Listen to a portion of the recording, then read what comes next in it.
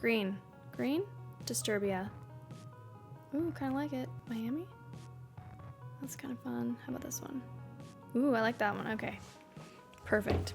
I thought it'd be really fun to make a video where I talk about my top 10 of the year, which is what exactly, you're probably wondering. Top 10 movies, TV shows, games, and then my top 10 moments of the year, whether personal or global. Yeah, that sounds great.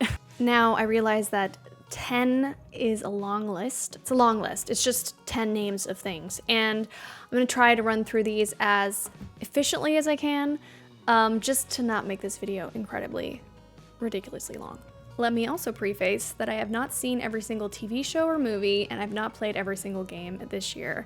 There's a lot of games and movies and TV shows that I will eventually get to, but just for some reason this year I was not able to. Okay, so let's start with top 10 movies of the year. Now, I did mention some of my top 5 favorite movies in a Q&A question that I got in my November video, so I'm just gonna run through those real fast since you already hopefully have watched that and know my thoughts on it. But right out the gate, we've got Barbie and Oppenheimer. There's nothing else to be said about those two. We know they're great, they're classics. They've instantly made a mark on all of us. D&D, Honor Among Thieves. Loved that movie. I also mentioned that in my Q&A. The Super Mario Brothers movie, I thought was amazing. I know it's a kid's movie and some people had their comments about it being a kid's movie and made for children. I don't think that that's an issue for me. I love watching kids movies and I love seeing kids enjoy a movie and have a blast and laugh at all the jokes, even the ones I wouldn't think to laugh to. So yeah, love the Super Mario Brothers movie. It had a lot of high energy moments, even moments where I almost cried. And also the soundtrack was amazing. This may come as a surprise, and I know these two movies kind of bombed this year, The Flash and Ant-Man and the Wasp: Quantumania. I think for me, when it came to Quantumania, I just love anything that Paul Rudd does. He was obviously great in it. I thought the ending had a really kind of poignant message to give. And even though it was so creepy and weird in some parts, there was other parts that I thought were really fun and engaging, and yeah, it was just a weird movie, but I think that made it more interesting. And The Flash. All in all, I think the movie itself was great. Ever since I saw Ezra's portrayal of The Flash, I have always wanted to see a solo movie, and it's a shame all the stuff that happened between that and the release of this movie. The movie itself was still so weird and awkward and funny that I liked it. And I love seeing Michael Keaton reprise his role as Bruce Wayne Batman.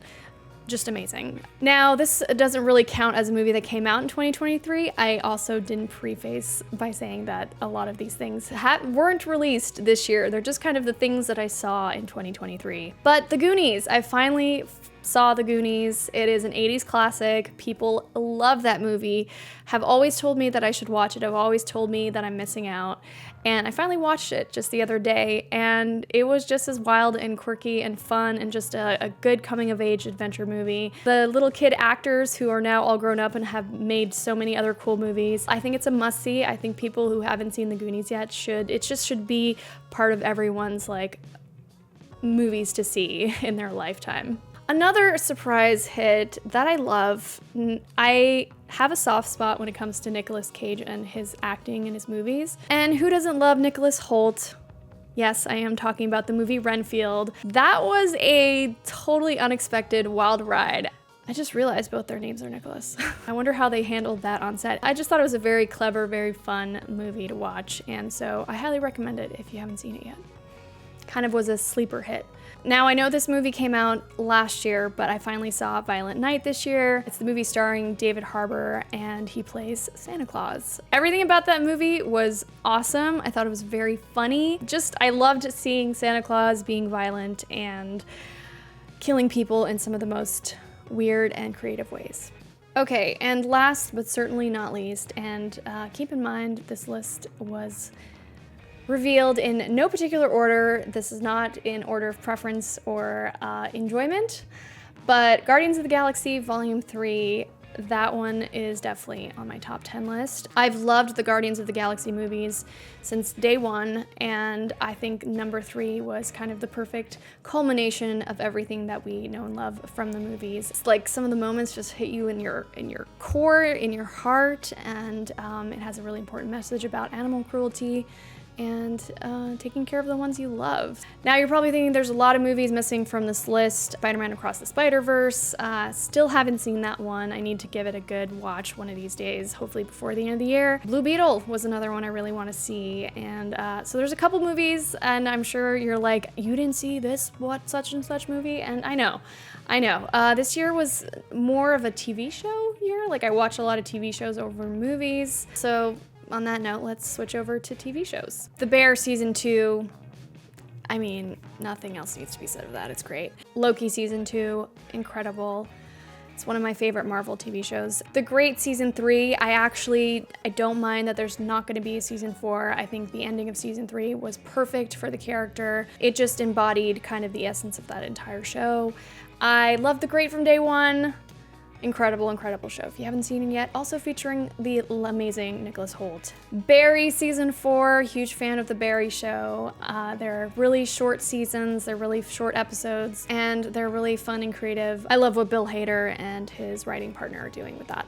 Star Trek Strange New Worlds season 2. I can't go an entire top 10 list without mentioning anything Star Trek, since they are doing all sorts of stuff with the Star Trek franchise, and I especially love Strange New Worlds. It's in my top 10. Also, shout out to Anson Mount, who might actually be the best captain in Star Trek history. No, I'm lying. Picard's #1 forever. Succession, I think it goes without saying, that show is amazing. Just can't say enough about how much I love that show, and season 4 was right up there, and I think they ended it perfectly. I'm glad that it's over. I think that's when you hit it out of the park for each season, that's when you know you made a great show. This may not be what everyone thinks, and there might be people who are not in my camp when it comes to this show, but I really enjoyed Wednesday season 1. I think, it was very heavily criticized. Not everyone loved it. I've always loved everything Tim Burton, so I'm a little bit biased, but I thought they did a great job. I kind of compare it to my love for the Sabrina season 1, which was CW. You might not know this about me, but I'm also a huge fan of Martin Short and Steve Martin, so obviously that puts Only Murders in the Building on my top 10. Once again, we've got Paul Rudd coming out, and Meryl Streep. So a lot of big names in that show. Every season I think they try to bring on a new character, of course. Kind of quirky, kind of wholesome, I love Only Murders in the Building. I love the concept. I think it's really fun, and solving murders, you can't go wrong with that. A show that came out this year, Silo. If you haven't seen it yet, please do, especially if you're a fan of Fallout. I think Silo, if the Fallout show is anything close to what Silo is, they'll have hit it out of the park. Rebecca Ferguson, I love you.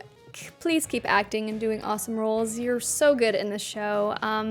Yeah, Tim Robbins, Common, so many great, talented actors in that show. Rashida Jones.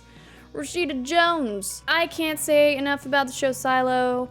Go ahead and watch it. It's definitely binge-worthy, and it's really just a lot of fun, a lot of mystery that, so tasty. I loved the show Beef. It's kind of it's an experience. It really is. You're carried through this revenge plot. I don't want to spoil anything about it, but it is such an intense show the whole way through. And at the end, it's kind of a nice, like, existential look at life. I just got to number 10 on my top 10 list and realized that I'm missing one very important show to add. So I'm going to include it in my top 10 as like top 10, and it's my top 10.5. Or my number 0. But Invincible, also featuring Stephen Yeun. He's on a roll right now. Skybound Image Comics made the TV show version of their comic compendium.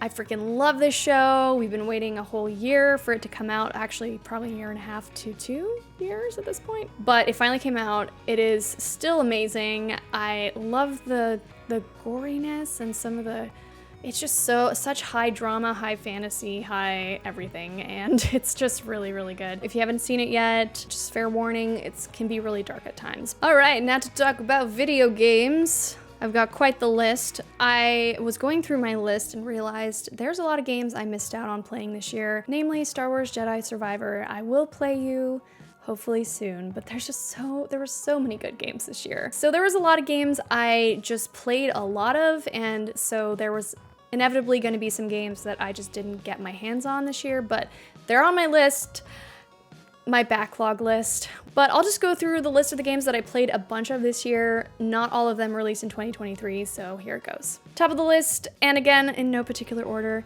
Alan Wake 2. Loved it. You guys saw my impressions video, or if you haven't yet, go watch it. It's on my channel. Baldur's Gate 3 goes without saying. It won Game of the Year. La da da da da. It's finally on Xbox. I'm gonna play it a ton on my couch. Zelda Tears of the Kingdom, I'm still working through that one. I'm not even close to being done. I think I've only beat 2 of the bosses, but I've unlocked the entire map, gotten all the dragon tears, and just going through at a leisurely pace because I love that game so much. So it's gonna be a game that I go back to on the regular for maybe another year, maybe longer, we'll see. In my heart, I do want to 100% it. It's a dream, it's a dream of mine. Diablo 4, played that right when it came out and couldn't get my hands off it. Played with a bunch of friends, we had a clan going, it was wild times every night, just hopping on, laughing our heads off, having the time of our lives, dungeon crawling, and just leveling up our characters. It was just so fun. Party Animals is another one I had a lot of fun with. Just kind of has that gang beasts, party mode, everything's chaos, Fall Guys kind of energy. Spider-Man 2, still working my way through that one. It's one that I'm also hoping to 100% in due time, but I've recently taken up Tears of the Kingdom, so we'll see when that happens. But I love all the Spider-Man games, and they're iconic. I played a lot of Overwatch 2 this year, even though it came out last year. I know there's a lot of criticism around Overwatch 2. Not everyone loves it. I love it. It got me back into playing Overwatch, and I still play it on the regular. Lethal Company, I just played this yesterday for the first time. It's on my list just because I didn't expect to love it as much as I did. It is a fun time, especially when you're with a good group of friends. And number 9, Cyberpunk Phantom Liberty. It got me back into playing Cyberpunk. It was just such a great expansion. Last but not least, number 10, and I need to mention this because especially this year, I have played so much of this game, but Minecraft. It's just been a really nice experience getting back into it and seeing all the stuff they've added and playing survival and teaching my brother about the video game world that I've been in for so long, and he's only just this year gotten into it, and he's 30 now, so it's a classic game. I'm glad it's back in my life. I will continue to play it. I think I'm playing some again tonight with my brother. It's just a way for my family to stay connected, so definitely deserves a spot on my 2023 list. I don't know if I can go another year with this many good games, but bring it on. Oh, I did mention top 10 moments, but I've decided that all my top 10 moments of 2023 all involve Odie, because he's just the best, and he's my favorite dog, animal, creature on this planet. He's the best Bowden there ever was. Kind of what we nickname him. We have many nicknames for him. All my top 10 moments were with Odie this year. And my husband, Kyle. And doing YouTube contents. All the awesome movies I saw, TV shows, games, visiting my family, my grandma up north, road tripping to Las Vegas Sphere, which is surprisingly not as much of a gimmick as you might think, chatting with friends over text message, hanging out with friends. Yep, some great moments in 2023. So yeah, thank you so much for watching my top 10. I thought this would be a fun video. Let me know what you guys thought in the comments below. I am excited for all the other cool videos I have planned for you, and thanks for watching. I'll see you in the comments. Bye!